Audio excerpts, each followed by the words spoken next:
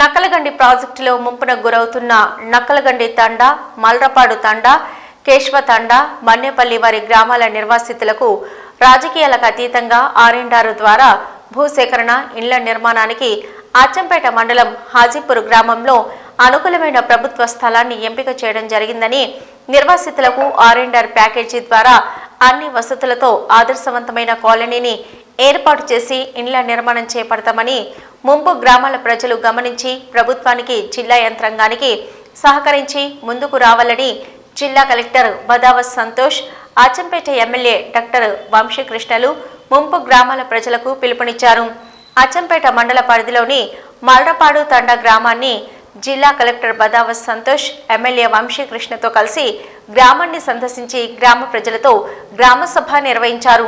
ఈ సందర్భంగా జిల్లా కలెక్టర్ బదావత్ సంతోష్ మాట్లాడుతూ, నక్కలగండి ప్రాజెక్టులో ముంపుకు గురవుతున్న గ్రామాల ప్రజలు రానున్న కొన్ని నెలల్లోనే ముంపు గ్రామాలకు ప్రాజెక్టు నీటితో ముంపు గురయ్యే ప్రమాదం ఉందని, ముంపు గ్రామాల ప్రజలు గమనించి ప్రభుత్వం అందిస్తున్న పరిహారాన్ని స్వీకరించి తదనుగుణంగా ముందుకు రావాలని, ఏవైనా సమస్యలు ఉంటే స్థానిక శాసనసభ్యులతో పాటు జిల్లా యంత్రాంగం కూడా ప్రభుత్వంతో మాట్లాడి అందుకు అవసరమైన ముంపు గ్రామాల ప్రజలకు ప్రభుత్వ పరంగా అన్ని విధాల చర్యలు తీసుకుంటామని జిల్లా కలెక్టర్ బదావత్ సంతోష్ హామీ ఇచ్చారు. కన్సిడర్ చేయడానికి ట్రై చేస్తాం. దాని విషయంలోనే అక్కడికి పోయొచ్చారు కాబట్టి ఆ విషయాన్ని కూడా కన్సిడర్ చేస్తాము. అండ్ ఎవరు అంటే మీకు హౌస్ సైడ్ ప్లాట్ కావచ్చు, హౌస్ కావచ్చు, మీకు కావాల్సిన ఫైనాన్షియల్ ఇన్సెంటివ్ కావచ్చు, అక్కడ కావాల్సిన అంత రోడ్స్, స్కూలు, లేకపోతే ఒక హాస్పిటల్, ఇంకా ఎలక్ట్రిసిటీ, ఇవన్నీ కూడా పెట్టిస్తాం. ఇంకా అడిషనల్గా ఏమైనా కావాలంటే మాకు కొంత ఫ్లెక్సిబిలిటీ ఉంటుంది. మాకు కానీ ఎమ్మెల్యే గారికి కానీ మాకు కొంత ఫండ్స్ ఉంటాయి, ఎమ్మెల్యే గారికి కొంత ఫండ్స్ ఉంటాయి. ఇంకా ఇంకొచ్చిన ఫెసిలిటీ కావాలి, ఇంకా వేరేది ఏమైనా కావాలన్నా కూడా మేము మా ఫండ్స్లో నుంచి కూడా చేయడానికి రెడీగా ఉన్నాం. దాంట్లో ఎటువంటి ఇబ్బంది లేదు. ఇంకా R&R సెంటర్ అంతా కూడా ఒకటే ప్లేస్లో పెడతారు. సో మీరు ఒక కన్సెన్సస్కి రావట్లేదు. ఇట్లానే అనుకుంటూ పోతే ఇంకా ఇక్కడ నుంచి మీరు షిఫ్ట్ అయ్యేది ఉండదు. మళ్ళీ నెక్స్ట్ వర్షాకాలం వస్తే మళ్ళీ మనమే ఇబ్బంది పడాలి, మళ్ళీ మనమే అన్ని ఫేస్ చేయాల్సి ఉంటుంది.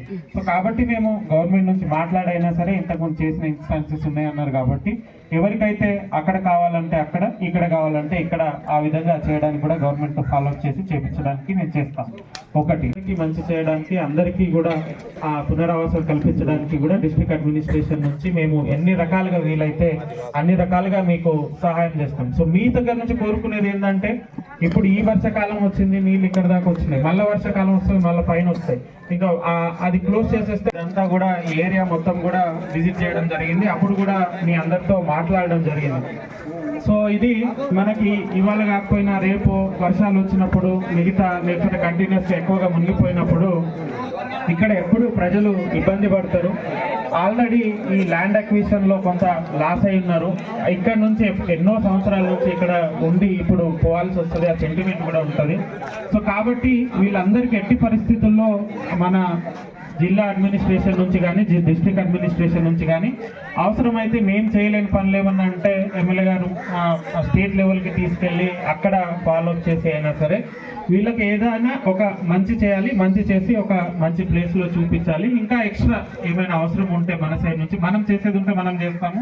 మనం చేయలేని ఏమన్నా ఉంటే స్టేట్ లెవెల్ తీసుకెళ్ళి అయినా మనం ఫాలో అప్ చేస్తామని అప్పుడే ఆ రోజు మాట్లాడినప్పుడే డిస్కస్ చేయడం జరిగింది. ఎమ్మెల్యేగా గెలిచిన తర్వాత 6 నెలల లోపల, సంవత్సరం లోపలనే చేయాలని నాకు మంచి గట్టి పట్టుదల ఉండే. సంవత్సరం లోపల ఇప్పియాలి ఎక్కడో దగ్గర, కానీ అది కూడా సంవత్సరం అయిపోయింది. ఇప్పటి కూడా నా ఆలోచన కానీ, మా జిల్లా కలెక్టర్ ఆలోచన కానీ, ఆర్డీఓ, ఎంఆర్ఓలో అందరూ కూడా మా ఆలోచన ఏంటంటే ఎంత తొందర చేస్తే అంత మంచిది.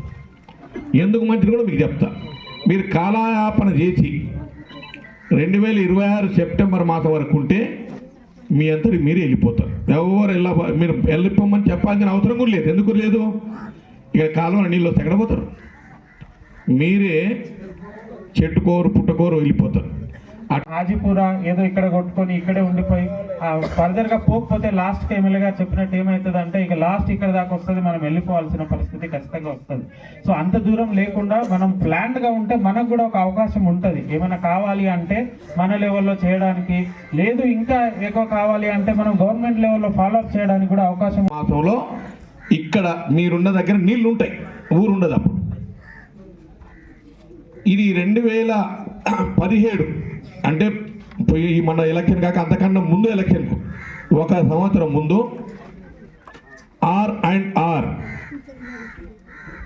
రీహాబిలిటేషన్ ఇది ఇస్తామని చెప్పి గత ప్రభుత్వంలో మాట ఇచ్చారు. ఎన్ని సంవత్సరాలు? 17 అంటే 23 డిసెంబర్ వరకు, అంటే దాదాపుగా 6 సంవత్సరాలు. 6 సంవత్సరాలు పని కాల. 6 సంవత్సరాలు పని కాలే. నేను రాజకీయ స్పీచ్ ఇస్తలేను ఇక్కడ.